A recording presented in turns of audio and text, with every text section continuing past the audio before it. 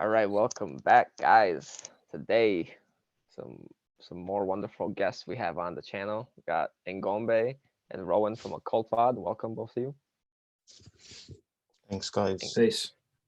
Thanks to you guys for coming on again. I really wanted to bring you guys on my channel this time and talk a little bit more about your own experiences, specifically with numerology, and then whatever else we may get onto today.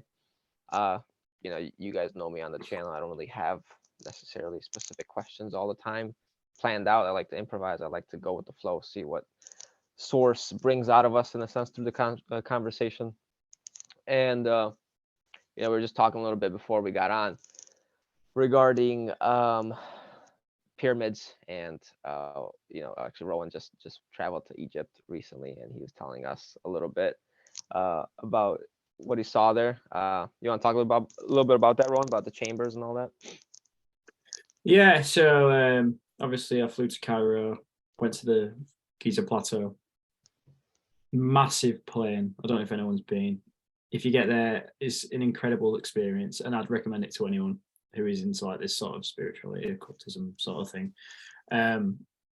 It's just it's quite breathtaking. Like you're just looking at the scale of the pyramids and stuff, and it's because it's so elusive. Like people don't know why they're there in the first place. They're just there. There's just like these monumentous objects, just like here, and people really can't explain. Like people don't have an explanation. I mean, even the guide was talking about how essentially like the Egyptians lived amongst them for hundreds of years, and they basically forgot that they were even there. They were like, "Oh yeah, those massive like weird objects in the desert, in there. Like what are they for? Like why are they even there? Like why haven't we been paying attention to them?"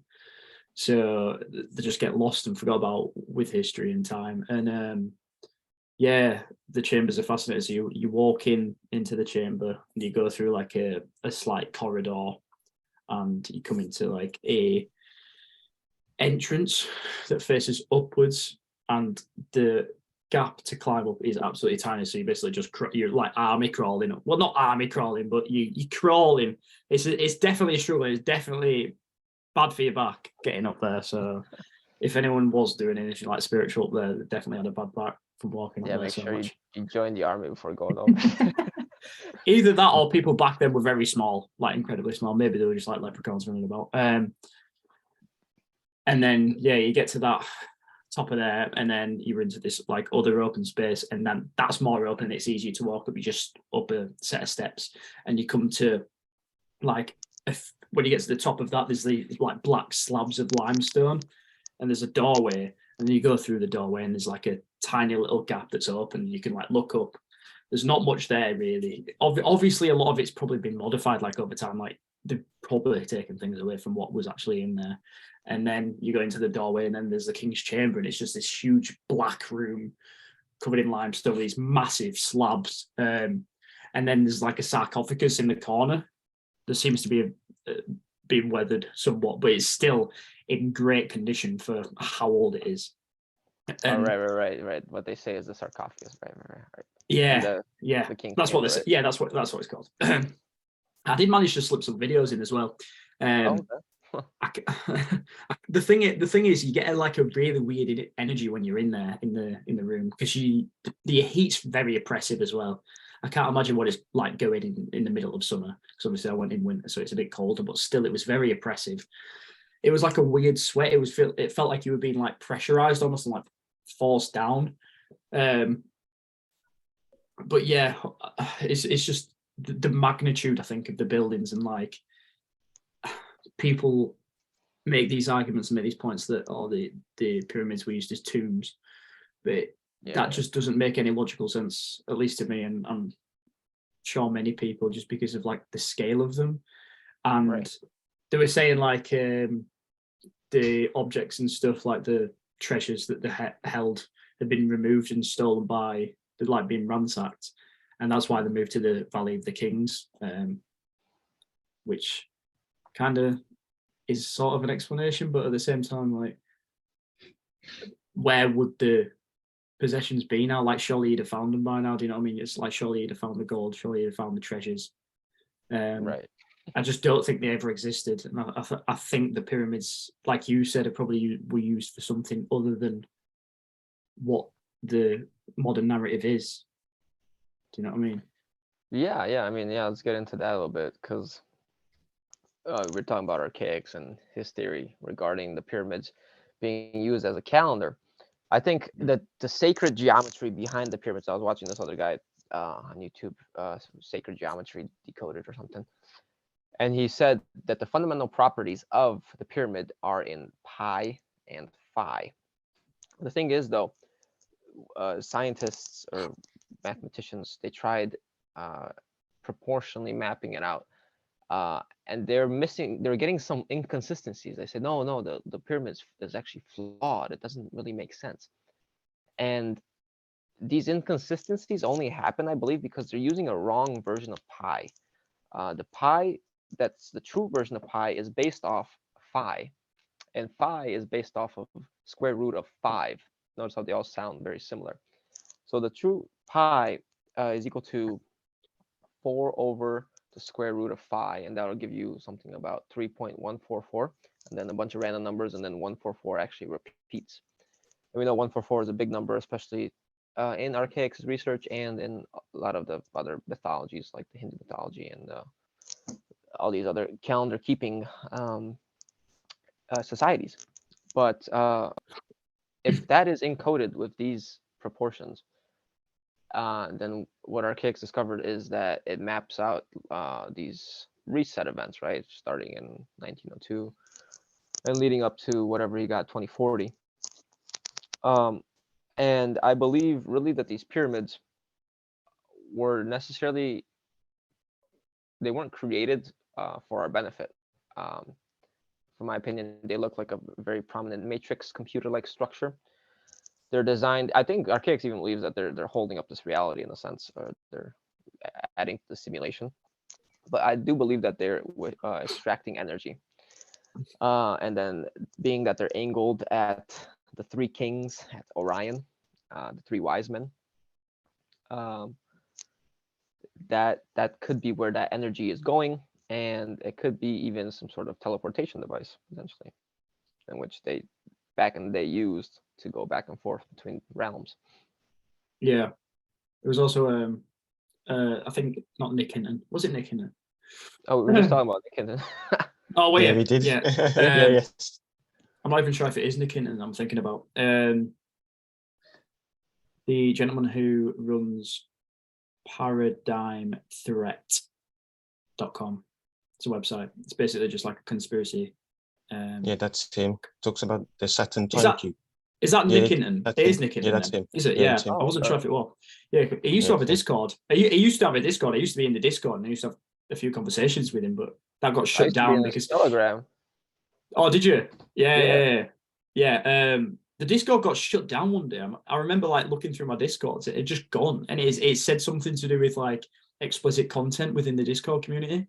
I was like, that's a lot of bollocks. You definitely shut it down because of something else. But yeah, Nick Hinton talked about how potentially there was life on Mars in the past, and the pyramids were used as like a teleportation device between the two. Because there's always been the theory that there's pyramids on Mars. There's some vague pictures out there of like satellite images taken of Mars, and it looks like there's pyramids there. And it looks like there's always outlines and stuff of like previous cities that have gone underground or have just completely disappeared. Yeah, Nick Hinton, I remember reading the theory about how he talked about the pyramids being used as like a teleportation device between the two planets, essentially. But yeah. Yeah, do you think it also, could have been the same civilization behind these things? Because these pyramids, they pop up all over, not to the same degree and complexity as in Cairo or Giza, but we see them through the Mayans, we see them Aztecs, we see them in Eastern Europe, buried under mountains or hills. We see them all over. Well, they're everywhere. That's the thing. So like previous communities, previous civilizations clearly thought that this was a building of significance and it had some significance and it could be used for a certain agenda or it could be used to achieve a certain thing. What was the secret? Why is it always pyramids? Why do we always see it in ancient communities? and why isn't that discussed enough in like mainstream? Like why aren't people trying to explore what the meaning of pyramids is, and why can't we recreate them today?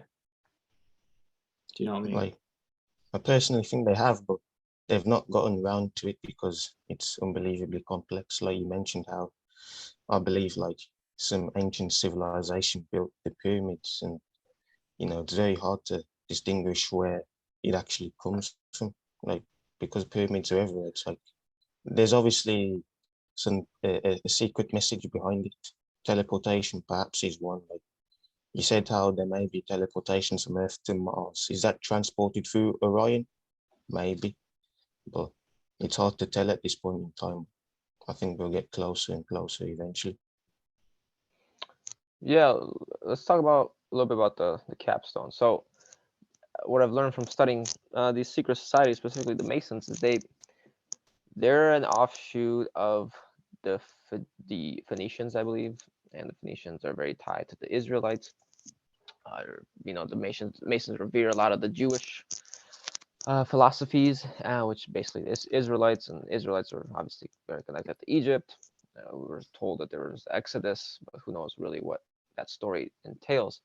And the Phoenicians and the Masons, they revered the Phoenix, and this Phoenix, the archaic talks of the Phoenix event, mainly as a benefactor, which I don't think it was necessarily a benefactor, even though it may have selected groups of chosen people. That's not how these things work. I don't think so. You don't just decide to kill 90% of people or something like that. That doesn't seem like a very loving thing to do.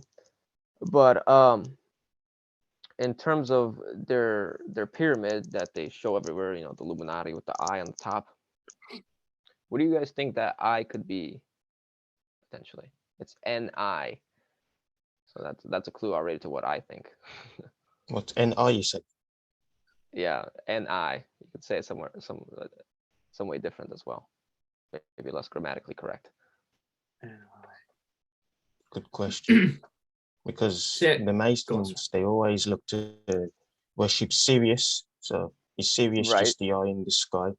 It could possibly, perhaps, and that's obviously in a binary system with the sun, and we know that in ancient Egypt they heavily worship the sun, which is often shown in religion and other forms of sun worship, which I think we all know is tied to Saturn, which of course makes this whole matrix we're living in. So in terms of the eye, I probably believe it's Sirius.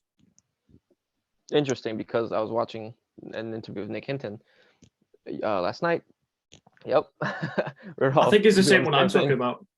Did you watch the other? Yeah. Was it like a conversation with Nick Hinton or something? Yeah. I mean, it just pops up on a lot of podcasts. This one was with Open Your Reality. I follow him. He seems really smart. Chad from there. It might not be the same interview, but it was posted like very recently. And he was talking about his new book, which is about Sirius, and that sounds really interesting because I realized that the Masons revere Sirius, the blazing star, and I'm like, why? Why do they care so much about Sirius? What's such a big deal to them about it? Because in their picture, they kind of have the sun on one side, the moon on the other, and then Sirius in the middle with the Jacob's ladder leading up to it. So, I've heard Jesus was from Sirius. I've also heard that Syrians, are bluish in a sense. They may be even evolved. Seems like a decent planet. I think it still exists in this matrix construct. That would make sense, because I think in the Greek, Sirius was considered one of the morning stars, and I think it's Revelation 22 verse 11. Jesus talks about him being the morning star. So okay, maybe. And Sirius is widely revered in Egypt. It makes the Nile overflow and brings prosperity. Yeah. And then that happens around August, and then we have the Sphinx in Egypt, which actually is dated to be older than the pyramids. And the Sphinx is a Leo, which was built when Leo was rising, I believe, which was like 25,000 years ago or something of that nature. It was like the age of Leo. but the Sphinx could definitely be heavily tied to the Phoenix and tied to this pyramid, and because they consider the chief cornerstone of the pyramid very important. And I don't know if the chief cornerstone is found at the bottom or if it's talking about the missing capsule potentially.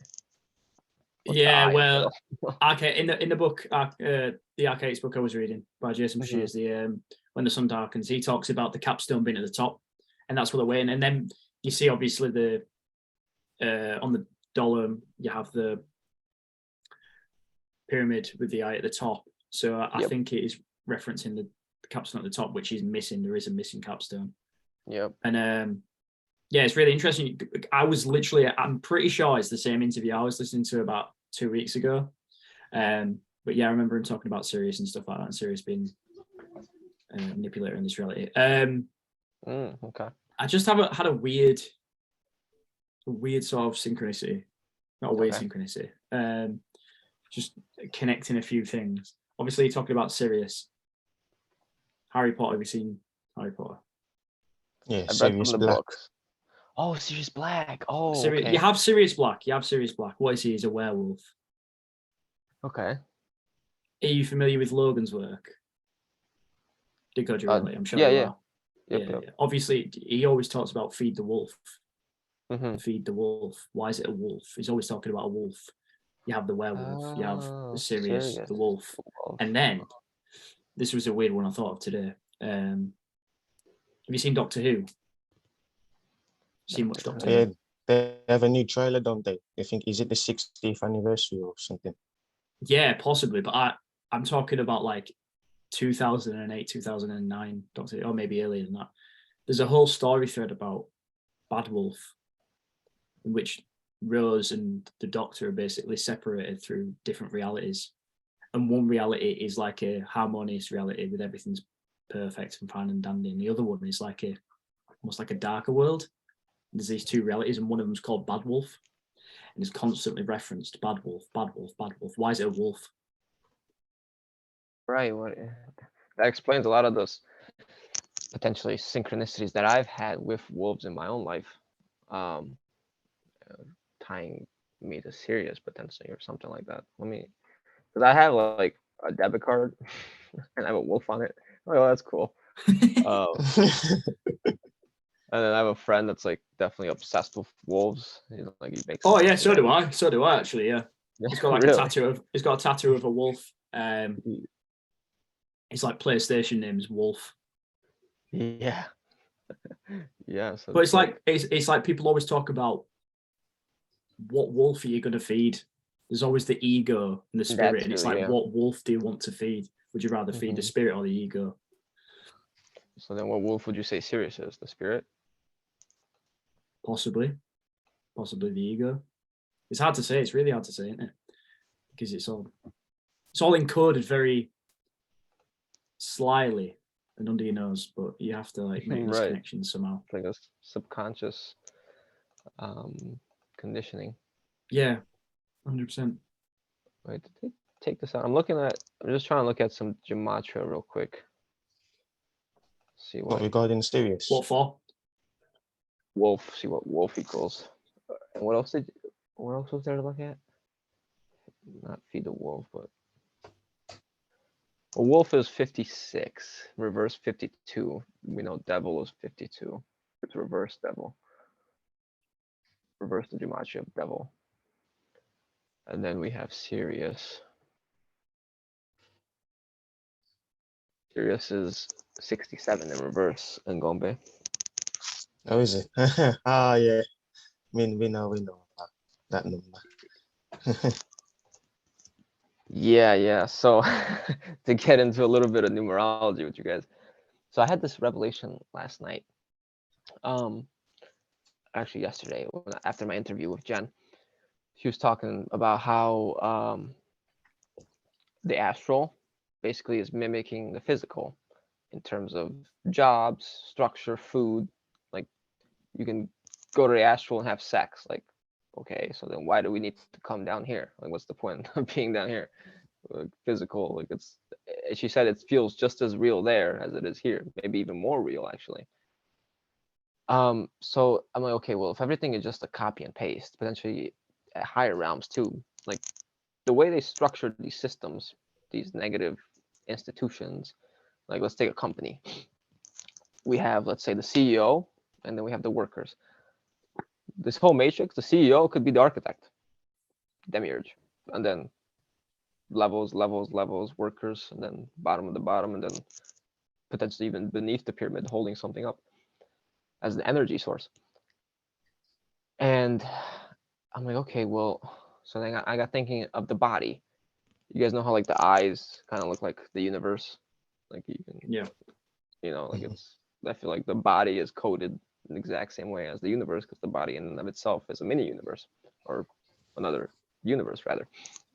So I'm like, okay, these numbers 33 and 13 seem very significant. We have 33 vertebrae, right? Boom. So that's leading up Jacob's ladder. We have the 13th cranial nerve. Now, I didn't look much into it, but that came into my mind. Like, I should look into that. And that leads to the brain, I'm imagining. It's above the spine, right? Which then leads to the brain being the architect. So the architect up here, the nerve, the vertebrae, and then obviously you guys have heard of like semen retention and the christic oil, the chrism rising, becoming the true architect, really the Christed oil, kind of replacing the ego, going through the heart and then coming back down and creating an organic source, kind of like embodying source, right? I don't know what you guys think of that. Yes, it's the Kundalini rising, isn't it? So you essentially become Christ, but you don't worship Christ, you become Christ. Yeah, it's the Christ consciousness. The Christ, Yes. yeah. Interesting you say about that. You know who's a massive advocate of the Kundalini energy? Who? Jim Carrey. I always Yeah, used to yeah. see videos of his. Oh yeah. I always used to see videos of his on YouTube, like when I was doing like semen retention. Like I'm still Yeah, I doing it, but- almost got fooled by him.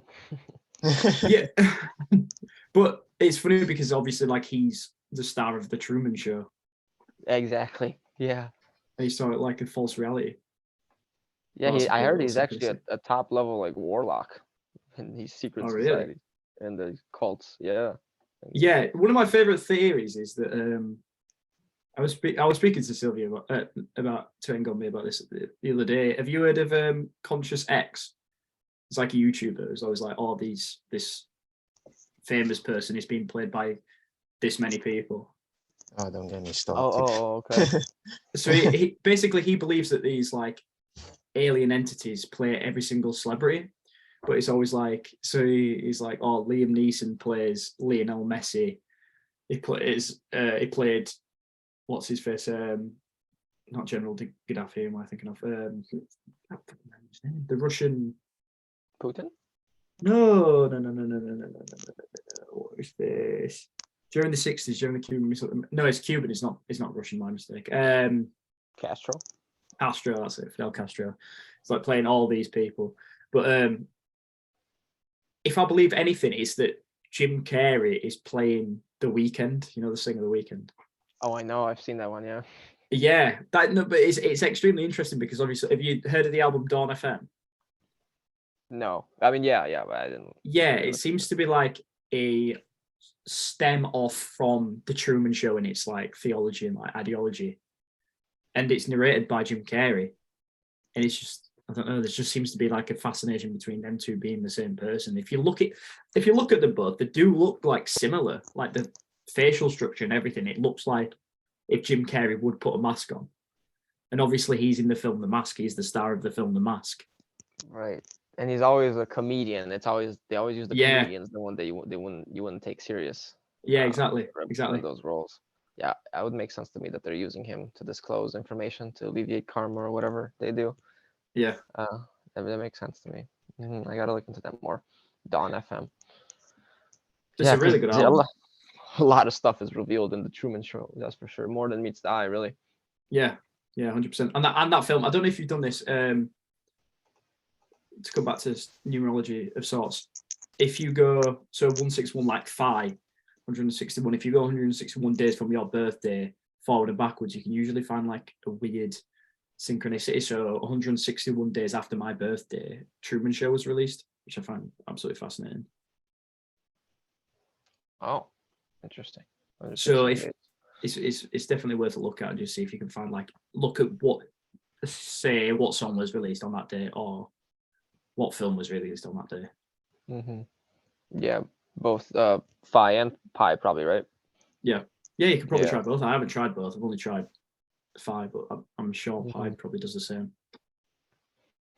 Yeah, Phi definitely seems to be a big part of this reality. Go ahead and go, man.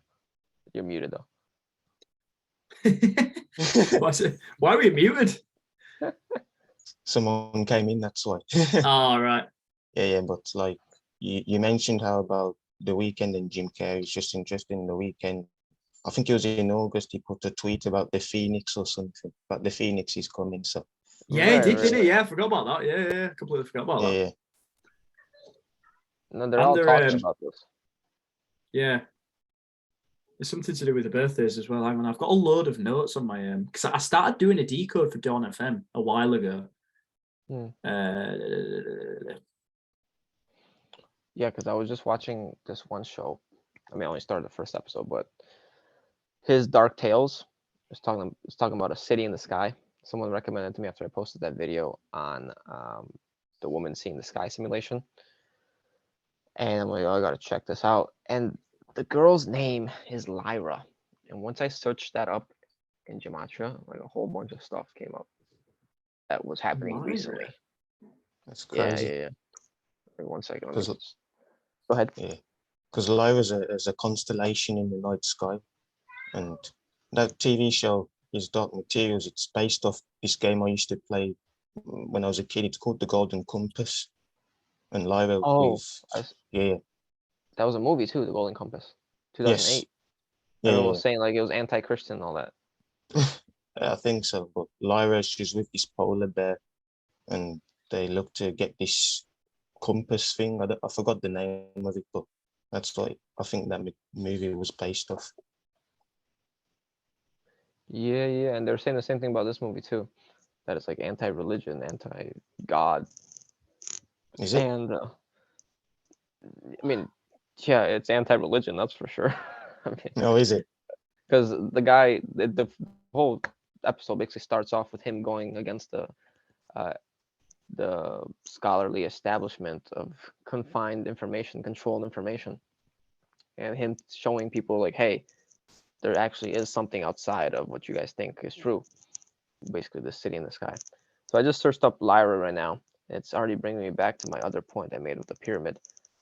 Lyra in Jewish gematria is equal to artificial intelligence, antichrist god. And then English gematria, we get April, Kanye, light, Isis, the end. I don't know if it was wolf. Oh my god, it's equal to wolf. Latin. Oh no, man. Baba Cug. Planned, by the way. Really interesting. I've just realized this. One of my my name on Xbox is Roro Flow, and I did make an account on PlayStation like a few years after, putting it backwards, and if you do it backwards, it's Wolf. Oh yeah, Flow is wolf. Yeah. Oh, what Never noticed that. Yeah. This is why I want to have you guys on. There's like a lot of synchronicities between us, it seems. There's just things you think of randomly. It's like, why didn't I think of that before? It's just like staring you blank in the face, and it's like, just ignore it. Yeah, for sure. So with the artificial intelligence thing, what I was getting at with NI, you can also say it as AI, and that sounds like artificial intelligence. So what's really looking at us through that prism, because I don't think it's just a triangle, it's a prism, the light prism is probably the AI architect potentially of this reality. Possibly. Although I wouldn't even know if I could call it the architect, because are you really an architect if you just copy pasted something? Nah.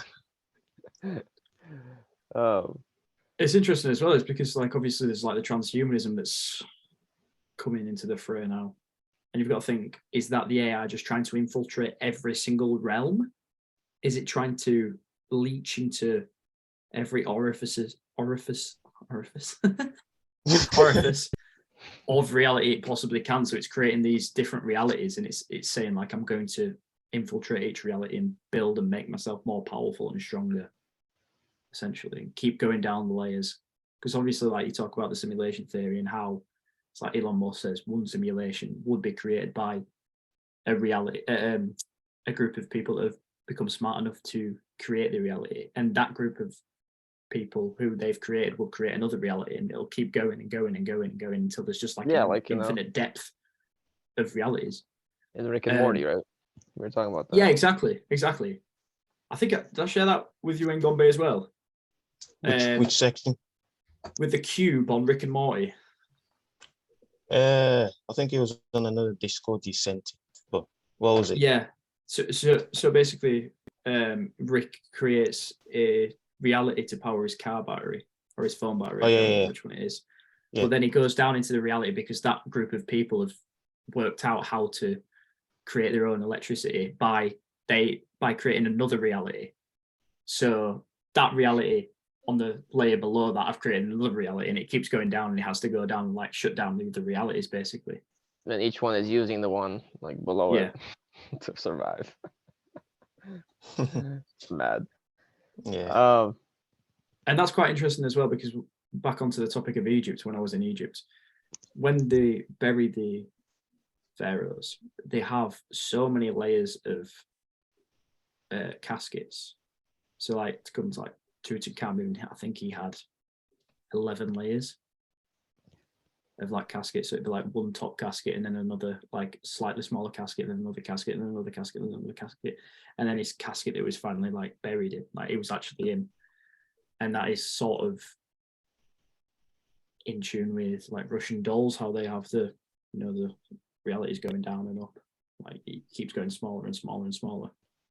Also on that note as well, there was a lot of 11 in like the burial of Tutankhamun. Like his mask weighed 11 kg that he wore, and the main casket was 110 kg. So it's like seems to be a theme going on with the number 11. Do you know what the 11 represents? Duality. I'm not sure. Yeah, I mean, that too. Yeah. Like they say 11's a master number, but what does that really mean?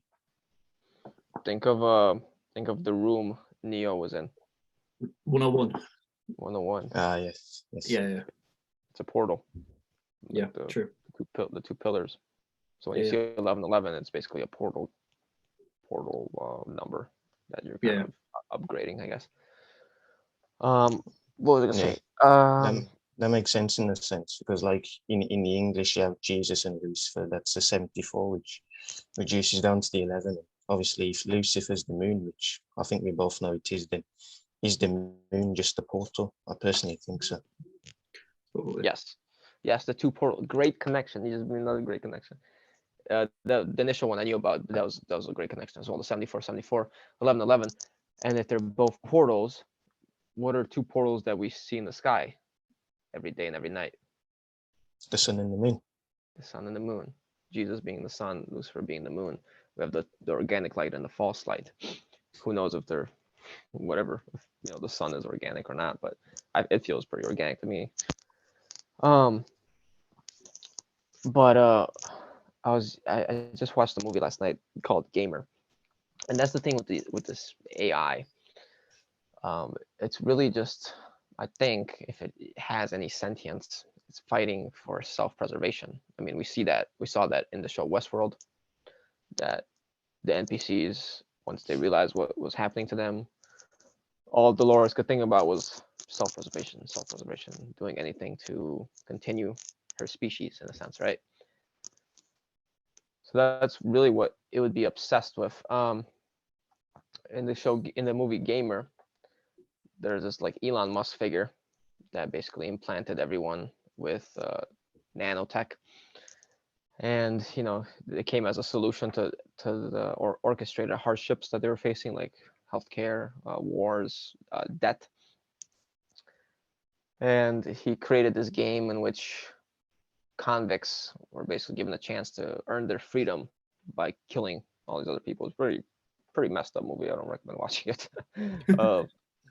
But this Elon Musk figure basically sought to implant everyone with this nanotech for their own benefit, and to basically puppeteer everyone. And then he implanted himself, but now with receiving codes, but with transmitting codes. So in a sense, that AI, I believe, is channeling to like this Elon Musk figure who's being controlled. Of course, I don't think he's acting of himself. To do that with the population of humanity.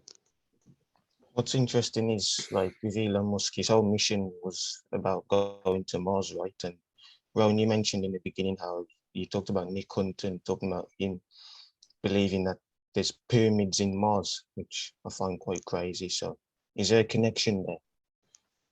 Possibly. Maybe he wants to go. I remember, I can't remember, it was someone replied to Elon Musk's tweet saying, "Oh, are you going home then?" It was like, because he posted a picture of like all the animals and stuff going back to Mars. It was like, "Are you going back?" Because potentially, maybe he's from Mars. You never know, though, do you? Like, it's a strange theory, but like, is that a pot? Have they travelled across? That's funny. Like planets. They were talking about that in the interview I was watching with Nick Hinton. So yeah. First of all, he's talking about how, I think it was actually Chad. Chad said he had a buddy that he had been used as a warrior slave or super soldier, and they sent him like to Mars and to the moon to fight wars for them. But it was like in an altered state, in a different body, and an astral body potentially. And he spent like 20 or so years there, and then he came back in his body, and he was the exact same. He hadn't aged a bit. So, like, that's what they're kind of trying to control, not just this reality, but then create a subset reality, potentially where there are these locked up beings that were in the cube of Saturn, potentially, or this black cube, which apparently is analogous to a quantum computer. So all this crypto, all this quantum computing, all that BS is basically the fallen ones' technology, or where they're trapped, like Tartarus, and Nick Hinton compared it to, which is hell.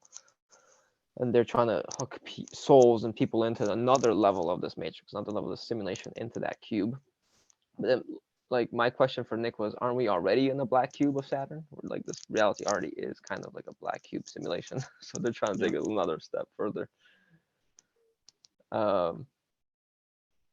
Yeah, so that's kind of like, and then he brought up another good point, which I agree with. The new world, whatever, the NWO isn't necessarily their end game. It's kind of like this fictitious dark plan that they have, or a distraction to get people to rebel against it and have a revolution, so that they can then offer the solution, which is really this like false light paradigm in which these like ascended masters come down from their holy place of fifth dimension, let's say, which is really just the astral plane, because I feel like they're stuck there. They can't elevate because of their lack of consciousness outside this matrix, and they're trying to come down here in their own, let's say, physical bodies, where it's not as bad as it is right now, and exhibit control potentially. So you're talking about like Project Bluebeam? Something like that as well, yeah. In a sense, but it's coming from the astral as opposed to through technology. Because I was listening to the Nick Hinton podcast, and he talked about. I think you're probably on the same wavelength. He was talking about how they're going to use like drones potentially to simulate Project Bluebeam, like in the next few years potentially. You never know. Like it could come right around the corner without us noticing. The technology is there for them to do that if they wanted to do like a Project Bluebeam. If you look at don't know if you've looked at like New Year's celebrations in places like China and Yeah. Yep. Japan, where they literally have the technology to project massive holograms that look lifelike. Like you can't really distinguish them from a fit. Like it looks real. It looks so real. So yeah, possibly the New World Order is a distraction. I think if they wanted to roll it out, they'd have been a lot more forceful with it. I think they're allowing the pushback. They want 100%. people to get like allow people to give a bit of pushback, and they allow the pendulum to sway the other way, and then it'll sway again. It just keeps swaying and swaying. In that podcast as well, he talked about like how instead of like we've seen like the far left radicalization. Yep. And it could be swinging back to the far right now, and it could be like a far right totalitarian state because people are turning to the right as opposed to the left, and they're getting sick of the left. Mm-hmm. And they'll use the right as like a hammer to be like, well, we'll do this way, and it'll be so forceful because we've already seen how bad the left is. The left just want to destroy everything, and then you have these figures like Kanye West coming out and talking about like the far left and stuff, and you have like Jordan Peterson, and Andrew Tate, and Yep. Joe Rogan. Elon Musk, and they're all not far. They're not far right at all, but they all have these right ideologies, and they're becoming the popular like ideology in mainstream now. I feel like these people are figures just to reprogram the masses to change sides and offer them the solution once they've been reprogrammed. Yeah. Like this awakening is all false, like you mentioned before, because the higher ups, I think they know there's a shift in consciousness. I think it was Santos Bonacci who mentioned in a video where when the sun and Sirius are close to each other, there seems to be a shift in the way people think and see this reality. So I think because they know that they're using these figures, these puppets like Tate Peterson, to try wake up the masses, but I feel like they do it in a controlled manner where they don't actually provide the 100%. Solution. It's got to be seen by the public. They don't just it's not hidden, is it? Like it's obviously like it's like we'll show you it quickly and then take it away. So you'd be like, oh, what's that? So you get curious about it and you want to chase after the information. You think that, oh my God, that must be the true information that they're withholding from me because they've just taken it away from me. Yeah, even like we've been kind of subconsciously conditioned during these times. Like they always throw in little pockets of things, of info for people that are thinking differently because they know there are going to be people that are not privy to their stuff. So we have books like 1984 that we're reading in school. Like I always thought that was weird. Like, okay, dystopian prediction that we're reading in school. It's being shoved to the masses. We have movies like V for Vendetta, talks of revolution, violent revolution, really, but for their higher purpose. And obviously, with the plague and whatever happens in that movie seems oddly similar to what they've been putting out. So, they have these preconditioned ideas so that you just absorb and don't question. You think, oh, that's got to be the solution. That the way they did it seems right. And you notice this throughout the movements currently happening, especially in relation to the Phoenix, especially in relation to these false light people that are coming out and controlling people's opinions. And you start seeing the playbook, because this playbook is just a copy and paste. They have nothing else. The only way to win this game is not to play, in my opinion. It's like trying to beat the best chess computer in the world. Like, you're not gonna do it. You just don't play. That's the only way to win. Because if this was a game at some point, it was an organic game. But when it's hijacked by AI, let's say, and it can see all your potential future moves, you have free will, right? Just like in a chessboard, you have the free will to make every move, but you only have free will in that chessboard. You can't make a move outside of that chessboard. How are you going to introduce a new piece, let's say? Or how are you going to make the pawn move 69 spaces to the left? That's not possible, right? So that, in a sense, is contained. It's a deterministic potentiality. But you also have the choice not to play. Yeah, really interesting you talking about chess, because I've started playing chess quite a lot recently. Yeah. Sort of got an obsession with chess at the minute. Yeah, my Yeah, brother as well. Actually, I've been playing with him. yeah. I like chess too, but it's a great game. It's, you're limited to how many pieces you can move. So like even the way the pieces you can move, it's quite different to what it would be like if it was organic. Yeah. Yeah, But yeah, it's I mean, interesting you're talking about the having a game that's been hijacked when you're talking about like the Rick and Morty thing that you posted as well. mhm. Where it's Yeah, like we're yeah, playing this virtual reality in a game station potentially, and then like someone's taken over and someone's like in the background like manipulating things and changing stuff. It's like how are you supposed to win? Can't win. right, right. Yeah, because what I've noticed with a lot of these abduction experiences, it's like they can just shut off the simulation for you, like whatever point they feel like. And we see this in the show Spirited as well, where they just pop up, all of a sudden that guy's surroundings change, and oh, I'm the ghost of Christmas past or whatever, and they're trying to show him a message, but really it's just all smokes and mirrors, right? Yeah. Nothing's actually happening. And then pop, he's back in the room, like, oh, like the simulation around is controlled in a sense. And I believe if you are attached to these entities in any way, if they kind of labeled you or they implanted you or imprinted you, only then can they really manipulate your life. But if you've kind of like detached, then you're gaining your sovereignty back. You're recapturing those fragments of your consciousness wherever they may be, pulling them back. Totally. Crazy.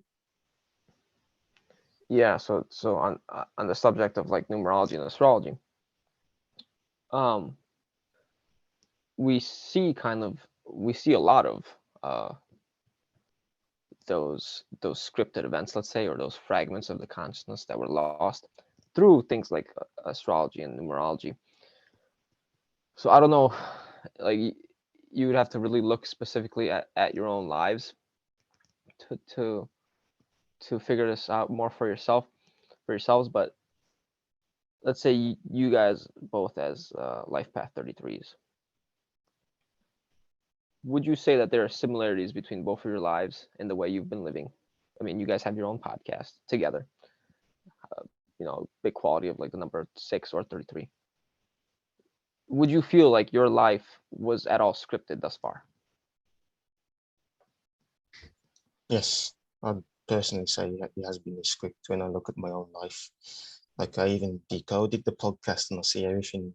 Especially for me, I found the 13 links, and I even look back in my own life. I look at the door number of my next door neighbor. When you add the 3 digits, guess what it equals? It equals 13. So it's been there my whole life. So like 13 reduces to 4. I moved into the house I'm in when I was 4. I mean, 13 and 4 for me seem to be connected everywhere in my life. It's crazy, but that I found it during the time we've done our podcast. Obviously, you yourself, Sylvia, 13 appears a lot in your life. So to answer your question, yeah, my life is a script. It's just I feel like these number signs, everyone is given them, but you have to be conscious to see it. And once you do see it, you see repeating numbers every time. It's just you have to be. Right. It's like it was You already have to, there. yeah. Think like it's already there. Yeah. What do you think, Rowan?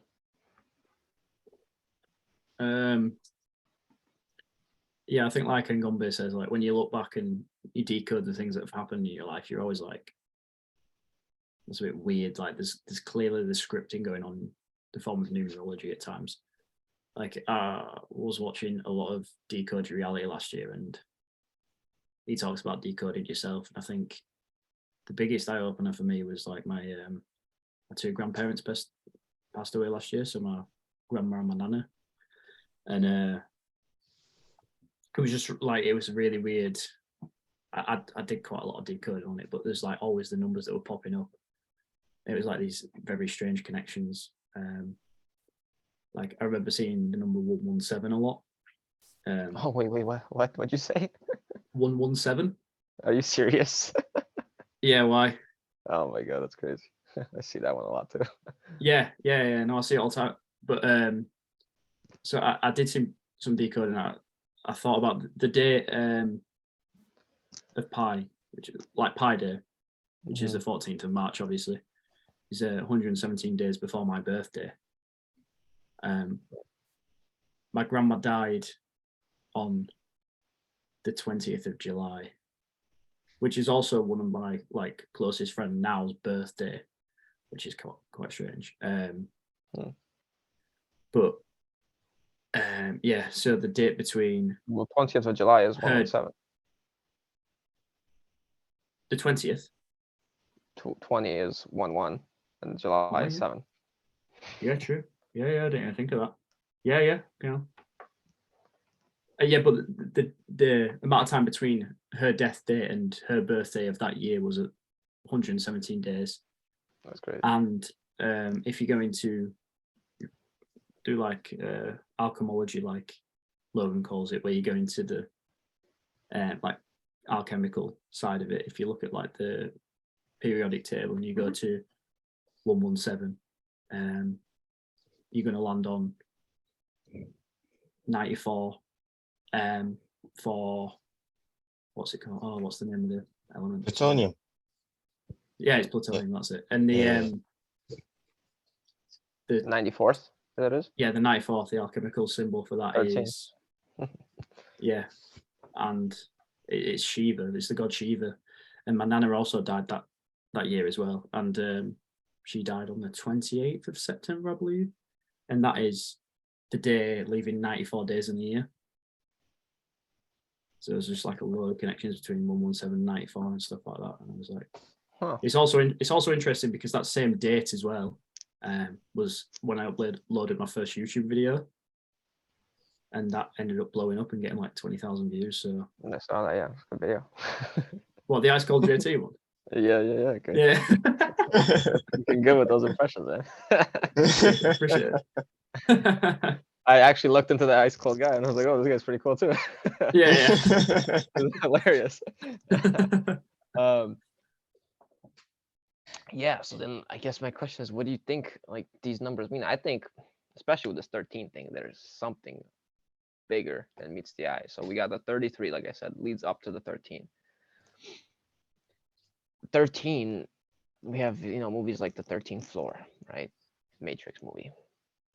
We have everyone kind of hiding the number 13. No, it's not good. It's bad luck. Don't look at it. Don't use it. But on the other hand, they revere it. They always use it. Like in some cities, you're not even allowed to have like the 13th house on the street because it's reserved or something, like the number for a house. And now just looking up like the 13th cranial nerve, it's apparently called the 13th gate, the God particle, and the connection to the 13th cranial nerve, like the 0 point. I gotta read this whole thing, but it's like 0.0. So that makes a lot of sense, because if it's the 0 point, if it's, let's say, like the void of the matrix, this reality, I believe, runs in the coding of 1 through 12. On top of that, it's been, overlaid the coding of 1 through 9. Or 1 through 10, the base 10. And then we have the 1 through 9 of the Vedic, which seems more natural. But 1 through 12, I believe, is the coding, the general coding of this place. We have the 12 zodiac signs, we have 12 months, the 12 disciples, all this stuff that surrounding 12. And there's a Christic version of this, the tree of life. So the Kabbalistic is 1 through 11, the 10 and the hidden 1. And then the Christic version has 1 through 12.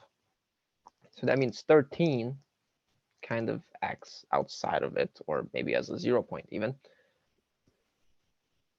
And from what I've learned recently is that the void is kind of acting like the subconscious of the matrix, whereas the other ones could be more like the mental, the conscious planes. And I don't even know what this place is. But past the subconscious, past the unconscious, past that void, now we get to the outside. In the show Loki, before they meet the architect, which looked like he was in Saturn or something. They had to go through the mouth of the beast. It was like this demiurge like being that they went through. Remember that? And do you see that? Did you see that show? Yeah, I've seen the show. Yeah, so you know what I'm talking about. Yeah, and then they get to this architect or whatever it is. Can't remember if anything like that happened in the Matrix though, before Neo got there. But in a sense, like they're expecting, the Matrix is expecting an like a Neo like person or something of that matter, and then they just reset it. Boom. Okay, someone made it reset or something. And maybe that's what happens here with like the 138. Like some avatar comes in or whatever, and then it's reset. Yeah. I don't know. Just to quickly go back onto the 138, I made a pointer to Logan. I think he replied to it. 138, that day of the year, is also the day leaving 227 days in the year, which is pi. 22 divided by 7 is pi. And then he made the connection that is connected to the demiurge, if you want to call him Yaldabaoth. Yaldabaoth equals 89 in Chaldean, and 227 minus 138 is 89. So there's that slight connection there. Also, as well, Yeah. talking about the 13, you have the 13 Illuminati bloodlines. And also, the Gregorian calendar predicates the idea that we live in a 12-month cycle, when in reality it should be a 13-month cycle, really, because it's 28 days is the lunar cycle. So why does it make, for what reason have we got a 12-month cycle? Why do we have days that are like 31, 30? So perhaps that sort of acts against us to keep us in this matrix, just being put on a 12-month calendar system. I think, was it you that liked to tweet, or I saw a tweet on the Twitter feed? I don't know if you were connected to it, but it was saying about how it's weird that people are making New Year's resolutions in January. Yeah.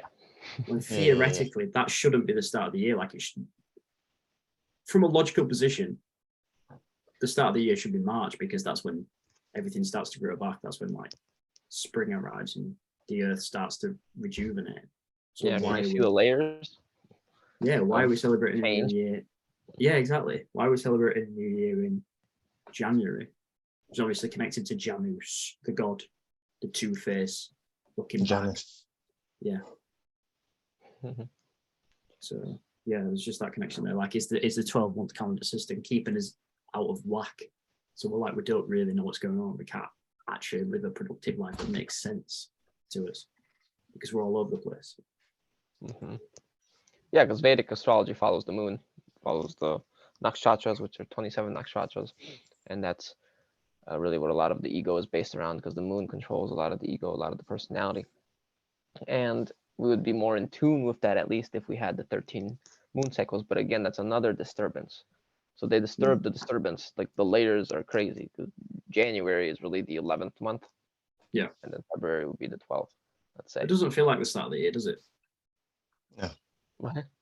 Doesn't feel like the start of the year. Oh no, yeah. It just feels like we're going to sleep. Yeah, like the 11th hour. Yeah, because in winter you only have like 8 hours of sunlight. So what can you really do during those 8 hours? Right. Plus it's freezing cold. Yeah. Yeah, I've got no vitamin D. Don't want to do anything. You're right. Yeah. Yeah, I've been supplementing like crazy. I probably should, to be fair. I need some D3. I'm going to go on the sunbeds today. I know a lot of people don't recommend the sunbeds, but at least it's a source of vitamin D. Is it? Really? Yeah, well, it is. That's essentially what it is. It's just vitamin D, really. Yeah, I got some supplements. And I'm kind of lacking in that area. Yeah. Yeah, man, because like I go like 3 or 4 or 5 days without seeing the sun. I'm like, dude, something feels off. Like I need something. I need the sun. I need something back. Like, it just drains you, man. That's why this winter or seasonal depression is a thing. People don't understand it. Yeah. Yeah, so that's why I think really the 13th could be some way out of the matrix, some way out. Could be telling us something. I just haven't fully cracked it yet, I guess. But And that's why really I've been inviting a lot of people with their astral experiences on the channel, and any psychic phenomena they may have experienced, because there are many more clues in the realms above us, to how this reality is structured, because it all seems very similar. Have you astral traveled before? That's the thing. Yeah, I haven't done any of it myself. I'm Would a you little want bit to? skeptical even of astral traveling or astral projection. I think Yeah. it's a better idea really to project your consciousness. I know a guy who actually can do that, and actually remote viewing is similar to that, where you're not leaving your body. Because I feel like if you're leaving your body, it's kind of like taking drugs. When you're on like DMT or shrooms or something, your aura then perforates, and boom, you're out like forcefully. But while you're out, something can come in, and Yeah, that's why they always totally. have shamans or something cleansing you of the negative spirits, because it's really very dangerous. Things like these hallucinogenics, psychedelics, channeling specifically, very extremely dangerous, and potentially even astral projection could be very dangerous. So that's why we're really very vulnerable in our dream state, and we're more likely to be implanted, because we're in a sense out of body, I think. Yeah, I have attempted it before. Never got too far. The furthest I've got is sitting up out of my body, and then I've just gone back down because it feels like I'm being pulled back in. I know you're supposed to fight against it, and you're supposed to just pull yourself out, but it's kind of a terrifying feeling. Yeah. When you get to that stage where you're like, I'm going to try and pull myself out now. I can lucid dream. I do lucid dream quite a bit. That's good. That's good. How does that work? How does lucid dreaming work? Yeah. I think the best, how do I manage to do it? Or Yes. the best tactic for me is usually like reality checks. A lot of people talk about reality checks where if you just like feel things, if you just like go around your house and feel things, and you like try and almost become part of that feeling and understand how that feels. When you go to sleep at night, you can be like, am I asleep? Am I asleep? Am I asleep? And at times you'll just randomly go, there'll be a trigger and you'll be like, oh wait, I'm dreaming right now. Yeah. And then the first thing I do is I start trying to make my surroundings as real as possible. So like I'll visualize something really strongly, and I'll like try and feel it, and I'll try and remember what it feels like in the physical and try and reenact that in my dreams. And at times it almost feels as real, if not more real than reality. Although it doesn't last very long. Usually it only lasts a few minutes, but you can control it by like essentially just like honing in on the details of the dream, if that makes sense. So has that like changed your perception of reality in a sense? Lucid dreaming. I wouldn't say it has. I've not had it to that extent yet, because it never lasts long enough for me to like be able to fully realize the situation. But yeah, it makes me think about like how like even feeling things like that could be just like programmed in. Do you know what I mean? Like it could just be a sense, like if I can do it in a subconscious state, like how do I know that this isn't a subconscious state now? Do you know what I mean? That's just been really well detailed and formulated. Yeah, I recommend watching the movie Waking Life. The Waking Life. It's about lucid dreaming, becoming awake in your dream. Was it fictitious or? It's a very philosophical movie. I guess, yeah, you could say it's fictitious. But all right, put it on the list. I want to ask you, like, because the last person I had on, Jennifer, she said the astral felt very fixed and not malleable, not changeable. Would you say that? Because when you're in your dream state, you're in your local astral, your local plane potentially. How did that reality feel to you? What, fixed or non-fixed? Yeah, I guess. The last few times I've done it is quite non-fixed, as in like I'll try and visualize something, but sometimes it doesn't manifest the way I want it, or I get that it'll manifest in a different way. Yeah, like what? In dreams? Like in dreams, like you see something and it doesn't come to fruition. I do get that feeling. Yeah. So like I'll want to manifest a person, and I'll be like, this person will be around the corner when I turn the corner.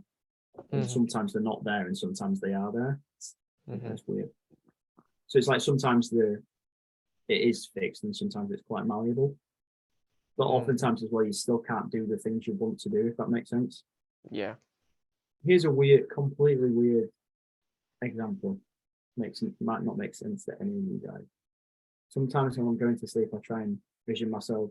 I don't try and vision myself, but like I'll have a vision of playing football, and I can't score a goal. And no matter how hard I try, I can't score a goal. It sounds really weird, but it's like the more I try to score a goal, I can't score a goal. I just miss. Does that make sense? I really can't Yeah, explain man. it other than that. Yeah. I had a similar dream before when I was like dribbling people, and Yeah. like I felt so slow, Yeah, barely yeah, yeah, moving. yeah. Yeah. But yeah, it was still kind of working, and I was like getting past people somehow. Yeah. But like, I definitely wasn't gonna be able to score because I tried to pull my leg back and like barely Yeah. hit It's it. really weird, isn't it? It's really weird. Maybe it's Yeah. because you're essentially like walking in an alien body and it's not yours. Well, like it is yours, but you forgot how to use it. And it Yeah. operates completely different to this realm. And you've got to, like I was watching Avatar yesterday and they were talking about how like moving in between the worlds, it's like you're taking your first baby steps in the astral. True, true. Yeah, the new Avatar Hmm. movie? Yeah, have you seen it? No. Worth And a watching. little bit iffy to watch it with all the Masonic symbolism. But it's like what, 3 Oh hours? yeah, yeah. Yeah, yeah, completely fair. But no, it's a good film though. It's worth watching. I Is it? enjoyed it. Okay. Yeah, I enjoyed it. It's visually stunning. Yeah, I do. That's why I do think it is important to get used to that form again, so that you're not taken by surprise when you do get back there. But I don't think like because many people think it's just astral and that's heaven, that's the end. Where's the pearly white gates? And that can appear there because they can manipulate that. But it's like all these different bodies. We just like you mentioned the Russian doll earlier. We're like that Russian doll, and a lot of people have achieved this cosmic consciousness, and that feels like it's God to them because they feel connected to everything. Yeah, you're connected to everything in the matrix, basically. I think Yeah. you're one with everything, and that feels great, maybe. But there's something else going on, and there are all these bodies that are potentially finite, just like in the physical. And as you move through each one, you need to kind of figure out how to get out of each one as well. Yeah. Just layers on layers on layers on layers. Yeah. Same thing like they did here with the calendar, layers. They changed it once, again, again, so that it's like a whole puzzle just to get back to the original. Yeah. So essentially, it's just the same thing. But essentially, it's just the same thing. Yeah, you're right. So I guess one answer fits all. The thing you've got to go question like tribes and stuff like that, far out away from this reality. Like, how do they experience reality? Like, what do they think it is? How do they think it operates? Do they operate on a completely different frequency? Are they actually in a different universe to us? Yeah. In a sense. What tribes in particular? Well, not just like tribes, like in the Amazon and stuff like that, like Amazonian tribes that just live like completely off grid. Yeah, I know what you're talking about. Yeah, yeah. There's groups we don't even know exist. There's entities we don't even know exist. Yeah, exactly.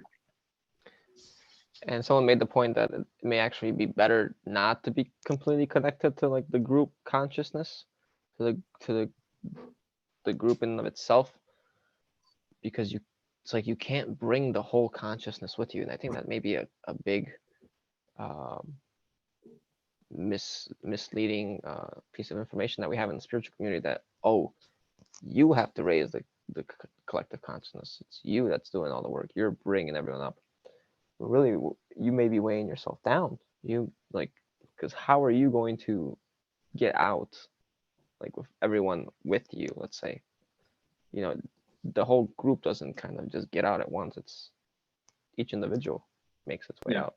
It's like tying yourself to a bunch of prisoners and saying, let's all run out, or I'm gonna pull you guys all off with me. I got this, boys. Yeah. So I don't know. Just something to think about. Like everyone's responsible for themselves, basically. So Yeah. maybe it helps not to worry about the whole collective and what it's doing. Maybe disconnect from all that energy and really bring your own energy up. How would you recommend people do that? The people watching. Yeah, good question. I mean, because these planets, these energies, these numbers, they're influencing us. So really, you have to become very self-aware of the influence that they have over your life. All these egoic desires, all these uh, distractions are kind of leading you back into this group consciousness, which everyone is subscribing to. Everyone is being influenced by potentially. Now, if you're outside of that, if you can observe that within yourself and in others, all of a sudden you have more sovereignty. All of a sudden, if people are going one direction, you can say, oh, I don't want to go that way anymore. Yeah. Yeah. It's really interesting. Isn't it? It's just like, how do you separate yourself from the herd when the herd is so big and so manipulative? It's so easy to get pulled in. You know what I mean? Like with technology these days and modern distractions, it's just so easy to find yourself slipping back into old habits and stuff like that. You need to become so grounded and so believing in your own like personal philosophy that it's just completely irrelevant to you, the stuff that everyone else is doing. Yeah. That'll take a long time to achieve. Yeah, 100%. And I assume that's part of the game, and that's like what you need to achieve. I always say I kind of want to live in a physical existence in this reality until I get to like 70, 80, and then I'll begin to ascend or try and reach enlightenment or try and escape this reality, if that makes sense. Because for all you can say about the reality being bad and like evil and stuff like that, manipulated, there is a lot of good to this reality and it's quite enjoyable. Like there are enjoyable experiences. So I don't think it's not necessarily healthy to shy away from being like involved in some aspects. Do you know what I mean? Just like enjoy the ride and have fun. Yeah, no, I agree. The Cathars had a similar approach.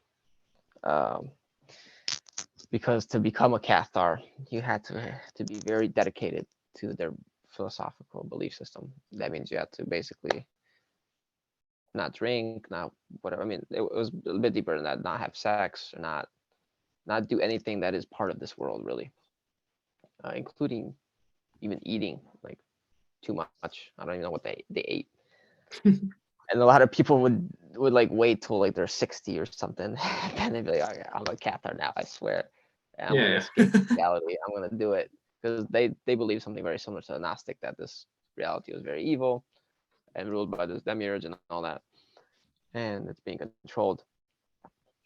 So the problem with that is that there may be way too much to deal with in that short period of time in your own reflective self, in your own psyche, that they can then take out of you, bring out of you in terms of memories, in terms of,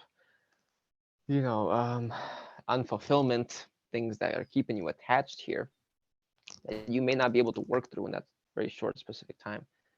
A lot of them talk about doing like this life review for yourself, because when you get to the other side, you already kind of are faced with this life review. So if you can review it for yourself and be okay if everything happens, they can't really manipulate that from you anymore. So, if you have all these unfulfilled desires, all these things that you say, oh, I didn't get to achieve, I didn't get to do, and that can come in various forms, relationships, career, all of the pursuits of life that we have here that our ego gets attached to. Then all of a sudden they say, oh, you didn't get to be with the love of your life. Oh, you didn't get to do that. You didn't make music. You didn't write a book. You didn't do all these things. And who knows how many times you probably did that in the past life, that they tricked you to come back again. And then they say, just go back. Just do it again. You didn't do it, Yeah. Very true. These are cons, man. There's got to be a way to defeat them all. Yeah. Yeah. I guess like I said, the only way to beat them is not to play. Yeah. don't know. Totally. I try to have a healthy detachment in life, right? If I'm gonna do something, I'm not gonna be attached to the outcome, and that's very hard to practice. It's a lot easier. Even in relationships. Yeah, even in relationships, yeah. Like true love, true unconditional love is neutral. It's not attached to the person. It's not, Yeah, true. trying to manipulate them or condition them or have them be in any way. It's like, hey, you're bad, you're good, you're whatever. It's neutral. I'm neutral towards you. I mean, that doesn't necessarily mean it accepts everything, but it's like, oh, okay, well, that's you. That's your thing. And that's hard for me because I can be very competitive sometimes. So in terms of playing sports, Yeah. like or Same. things like that, it can be hard not to get attached to winning. But that's just something I need to work on more. And on that note, I've got to go play football, so I'll try not. Oh, yeah. Yeah. Fun. One thing, you I'm mentioned going to be football. neutral. Yeah. Funny enough, when you mentioned football, right, you mentioned it like 13 minutes towards the nearest hour, so another 13 for you. Yeah, true. Wow, I didn't notice that. Yeah. 47 minutes past. Football is the key to this life. I mean, you saw with the World Cup the Ouroboros and the Serpentine itself, and it was the Yes. Oh The yeah. eight. I have to apologise about not getting the call right on England winning the World Cup. Yeah. I felt Yeah, this man. would be I thought it honest, was. but to be fair, Sylvie had Argentina, so Did you? he won. Yeah. I had England and Argentina. Yeah. Well, to be fair, yeah, I said Argentina as well. I said England or Argentina. Nah. I no, did. I did. Yes, I did. Did you? I don't know. Probably not. Yeah, I said Argentina all along. Oh yeah, maybe. I think if I would have At least looked I at it didn't say Germany. logically, yeah. If I would have looked at it logically, it would have made sense that they would have like Mbappe versus Messi, like Nike versus Adidas. Yeah, true. It was very I- scripted as well. The games looked very scripted. Yeah, it's so Like I don't normally say that like games are scripted, but like every game Argentina was in just looked like it was scripted for them to win, even though they weren't like the best team on the pitch. Yep. Yeah, Yeah. especially once they lost to Saudi Arabia, I'm like, this is a setup. Oh yeah, They're gonna obviously. be the hero now. Yeah. Yeah, they're gonna make the Messiah win everything. He's so predictable when you know it's all rigged.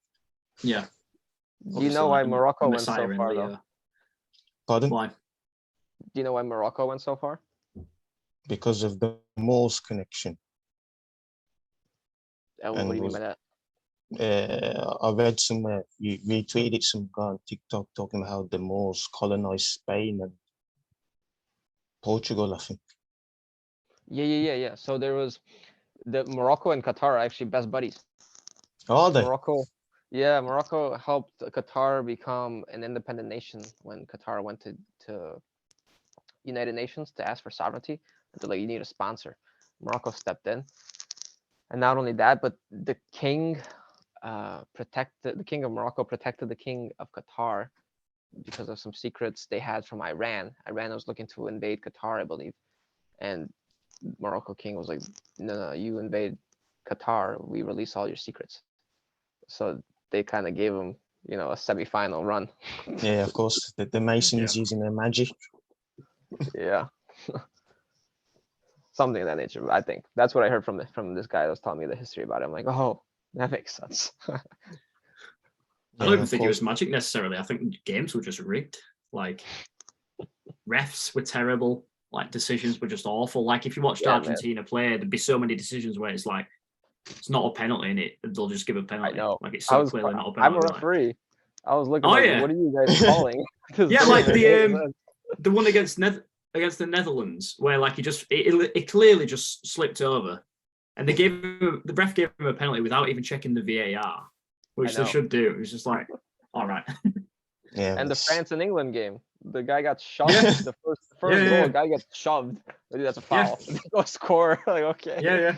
And obviously Harry Kane should have had a penalty as well. We should have had 3 penalties. 3 penalties. Yeah. Yep. Yeah. Because that one was in the box. It was on the line. It was a point of contact. Yeah, exactly. Oh, you guys called that wrong. Okay. Yeah, but it was just so obviously called wrong. Like it wasn't a mistake, you were like, oh, that's, yeah, just definitely fucking rigged that. Yeah, Yeah. for sure. Yeah, it's so clear and obvious once you see. Like, it's actually laughable when you look at it. It's painfully funny, but the masses, they just won't get it. They'll be too busy with the bread and circus, and they'll never revolt unless. It was very entertaining to say the least. Like, No, Yeah, it was it was. entertaining. It was Even insane. me. I Even was me, getting.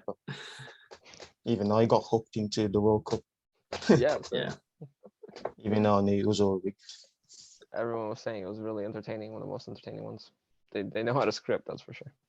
Oh, yeah, definitely. Right, I'm gonna have to go anyway. Yep. Enjoy the rest of the podcast, boys. Thanks for having me on, Sylvia. Appreciate it. Hope to Yes. speak to you Coming on, soon. Rowan. The Archons are gonna be scripting your football game, eh? I hope so. I'm gonna score 13 goals. Yeah, I was gonna say make sure you score. No, 13 goals. 13 goals, this guy. No, I'm gonna message him later. What was the score at the end?